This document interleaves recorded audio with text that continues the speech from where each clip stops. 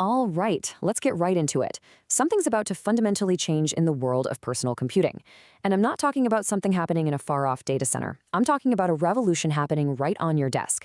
By 2026, AI is going local, and it's going to change everything. So just imagine this for a second. What if you didn't need the cloud to use the most powerful, cutting-edge AI? What if you could run these massive models, the ones with hundreds of billions of parameters, totally privately and instantly, right from your own computer? It sounds like something out of a movie, right? Well, it's actually starting to happen. And it all comes down to this one number, 512 gigabytes. Now, I'm not talking about your hard drive space, your SSD. No, this is something way more important. This is memory. And it's the key that's about to unlock this whole new world. Because in 2026, having 512 gigs of this specific type of memory means your computer is no longer just a window to an AI in the cloud. Your computer is the AI. This isn't just a simple spec bump. It's a total paradigm shift for developers, for creatives, and really for anyone who values their privacy and wants serious power. So, what does this kind of power actually let you do? Well, we're talking about running what they call behemoth-class models. You know, the kind of AI that up until now, you'd basically need a keycard to a massive data center just to get near them. And look, these aren't some watered-down, light versions. We're talking about the real deal. A model like DeepSeek with over 600 billion parameters running at a speed that feels like a real-time conversation. Llama 4 Scout is hitting over 20 tokens per second. These are the engines that are going to power the next wave of AI, and they're running on a machine you can buy and put on your desk. So the big question is, how is any of this even possible? And the secret sauce, well, it isn't just about throwing more RAM at the problem. It's about a totally different way of thinking about computer architecture. It's Apple's secret weapon in this new AI race. Okay, so it's called Unified Memory Architecture, or UMA, and the best way to picture it is like a shared workbench. In most computers, the CPU and the GPU have their own separate workbenches. If they need to work on something together, one of them has to make a copy and slowly walk it over to the other. It's inefficient. With UMA, everyone, the CPU, the GPU, the neural engine, is all working at the same table, accessing the exact same materials instantly. No copies, no waiting. And this is what that difference looks like in the real world. A really high-end NVIDIA GPU, a fantastic piece of hardware, might have 24 gigs of its own special memory, its VRAM. But that's the hard wall. An AI model can't use more than that. But with the M5 Ultra, we're talking about up to 512 gigs of unified memory, and every single bit of it is available for AI. That's, more than 20 times the memory? The gap isn't just big, it's a chasm. And it's not just about how much memory you have, it's how fast you can use it.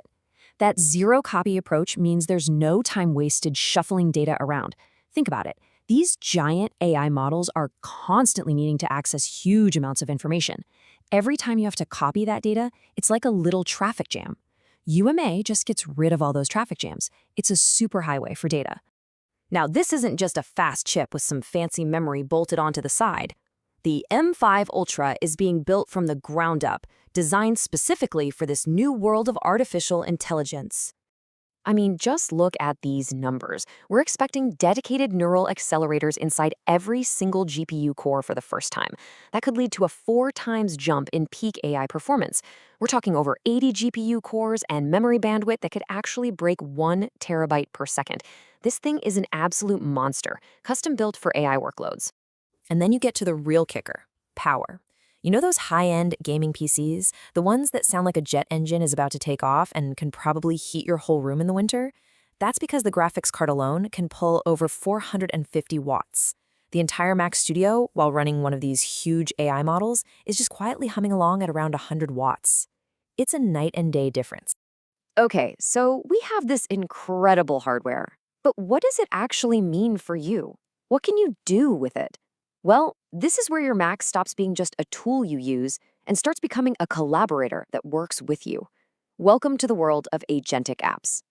So, what's an agentic workflow? Instead of you doing a bunch of different steps, the AI does them for you. For example, a developer can just say, in plain English, hey, find and fix this bug. The AI agent then scans the entire project, right there on the machine, writes the correct code, runs the tests to make sure it actually works, and then gets a pull request ready for review. It's like having a hyper-competent assistant working for you, instantly. And it's not just a hypothetical, a whole ecosystem of these tools is popping up. For coders, you've got apps like Cursor and Sweep that are basically embedding an AI engineering partner right into your workflow. And for creatives, imagine a native version of Suno AI that can generate a full backing track for a song from a simple text prompt completely offline. That's the kind of thing we're talking about. And this is a really big one for me. Privacy.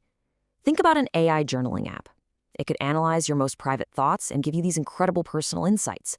But, and this is the crucial part, none of that sensitive data ever leaves your computer. It's not being sent to some server in the cloud.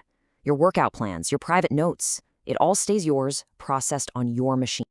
When you step back and look at all this, you see it setting up a new kind of rivalry in the chip world.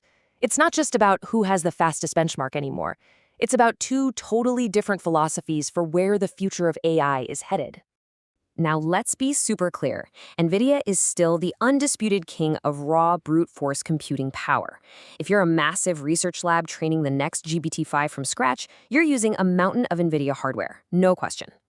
But for actually using those incredible models on a personal computer, for what's called inference, that's where Apple's strategy with its huge memory pool and insane efficiency suddenly looks very, very smart.